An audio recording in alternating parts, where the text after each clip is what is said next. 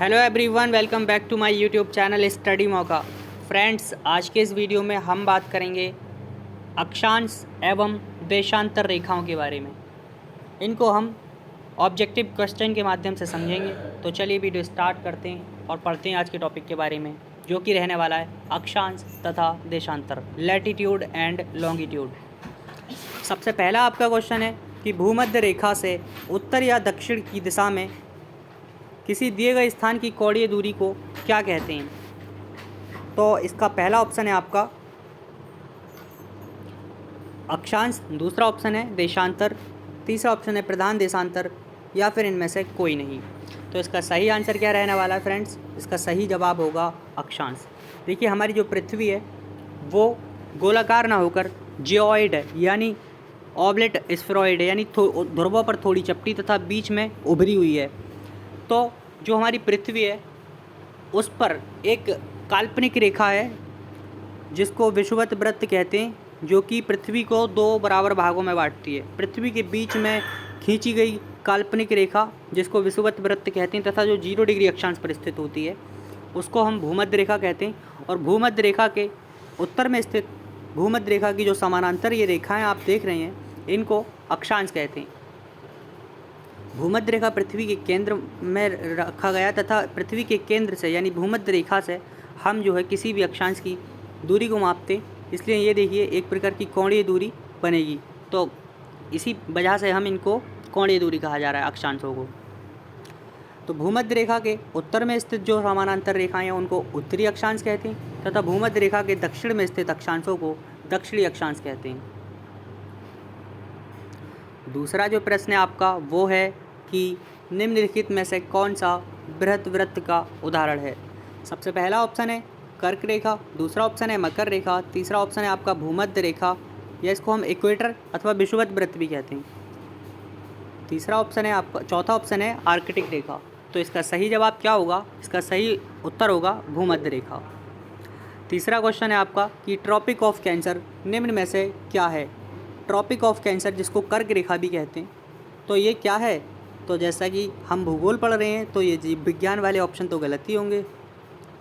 एक प्रकार की रक्त संबंधी बीमारी गलत है, ये भी। कैंसर की रोकथाम का एक वैज्ञानिक उपकरण, ये भी गलत। अब देखिए ये दो ऑप्शन बचे, इनमें से आप देखते हैं। सबसे पहला जो है वो है आपका 23.5 डिग्री उत्तरी अक्षांश, 23.5 डिग्री दक्षिणी अक्षांश। अब देखिए हमारी पृथ्वी है ना, उस पर कुछ मुख्य अक्षांश पाए जाते हैं, उनको मैं आपको समझा देता हूँ। इसका जो सही जवाब रहने वाला है वो है आपका 23.5 डिग्री उत्तरी अक्षांश, क्योंकि देखिए जो पृथ्वी है उस पर 23.5 डिग्री उत्तरी अक्षांश को हम कर्क रेखा कहते हैं। इसी प्रकार से 23.5 डिग्री दक्षिणी अक्षांश की बात करें, 23.5 डिग्री दक्षिणी अक्षांश को मकर रेखा या ट्रॉपिक ऑफ कैप्रिकॉर्न कहते हैं। क्या कहते हैं? मकर रेखा या ट्रॉपिक ऑफ कैप्रिकॉर्न। अब देखिए 66.5 डिग्री नॉर्थ उत्तरी अक्षांश को, नॉर्थ लैटिट्यूड को क्या कहते हैं? उत्तरी ध्रुव व्रत कहते हैं, या फिर इसको आर्कटिक व्रत भी कहते हैं।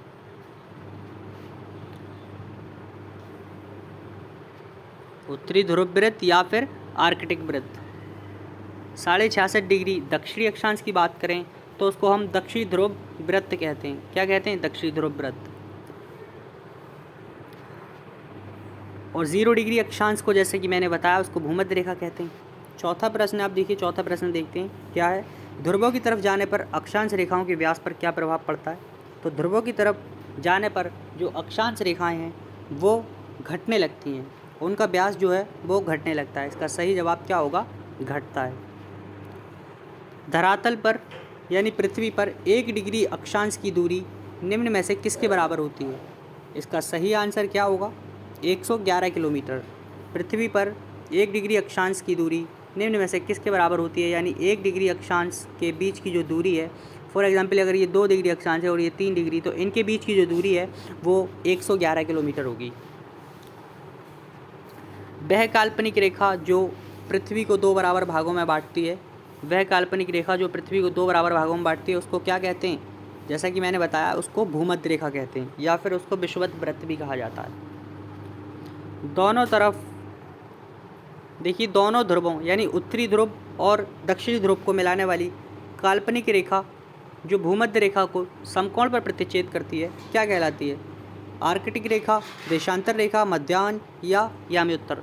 तो इसका सही जवाब होगा देशांतर। उत्तरी एवं दक्षिणी ध्रुव को मिलाने वाली वह काल्पनिक रेखा जो भूमध्य रेखा पर समकोण प्रतिच्छेद करती हों उसको देशांतर कहा जाता है।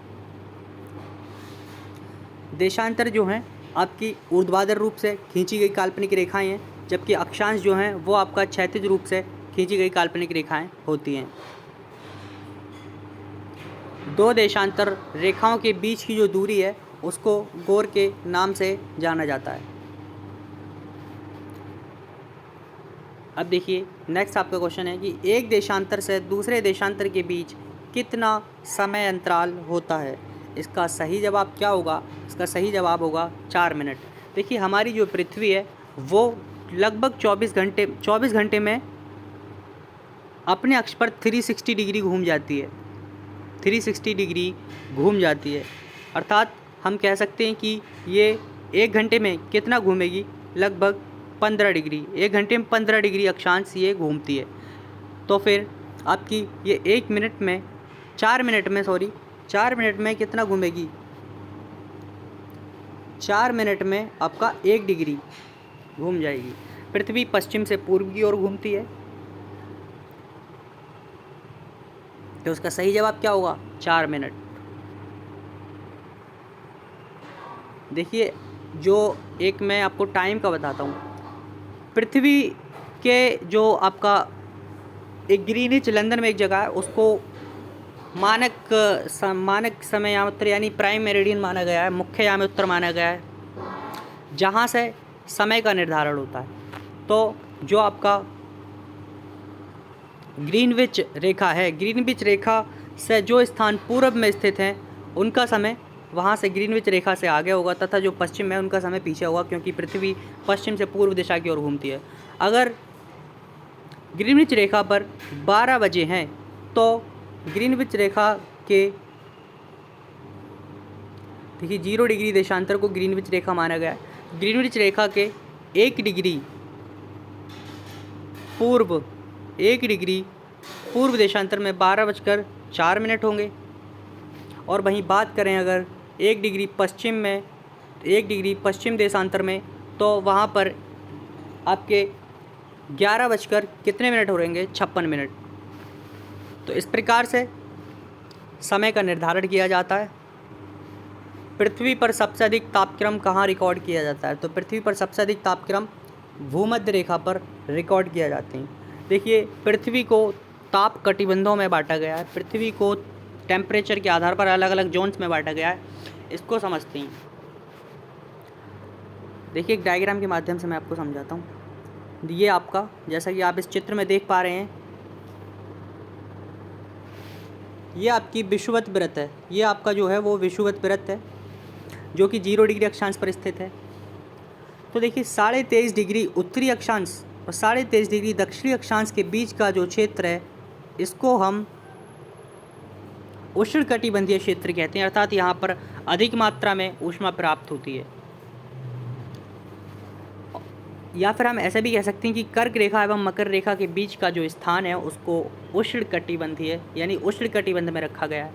तथा 66.5 डिग्री, देखिए 23.5 डिग्री उत्तरी अक्षांश से 66.5 डिग्री उत्तरी अक्षांश एवं 23.5 डिग्री दक्षिणी अक्षांश से 66.5 डिग्री दक्षिणी अक्षांश तक जो स्थान है उसको हम शीतोष्ण कटिबंध में रखते हैं, यानी यहाँ पर कुछ कम मात्रा में ऊष्मा प्राप्त होती है कंपैरेटिवली किसके? उष्ण कटिबंध के। देखिए जो दक्षिण ध्रुव वृत्त तथा दक्षिण ध्रुव के बीच का स्थान एवं उत्तर ध्रुव वृत्त और उत्तरी ध्रुव के बीच का स्थान को शीत कटिबंध में रखा गया है। तो आई होप ये आपके समझ आ गया होगा।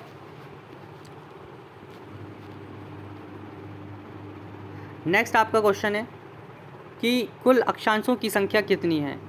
कुल अक्षांशों की अगर संख्या की बात करें तो कितनी है? कुल अक्षांशों की संख्या 180 है। अगर देखिए ध्रुवों को बिंदु मान लिया जाए तो कुल अक्षांशों की संख्या कितनी होगी? कुल अक्षांशों की संख्या 179 होगी, 179। देशांतरों की संख्या कितनी है? देशांतरों की संख्या 360 यानी 360।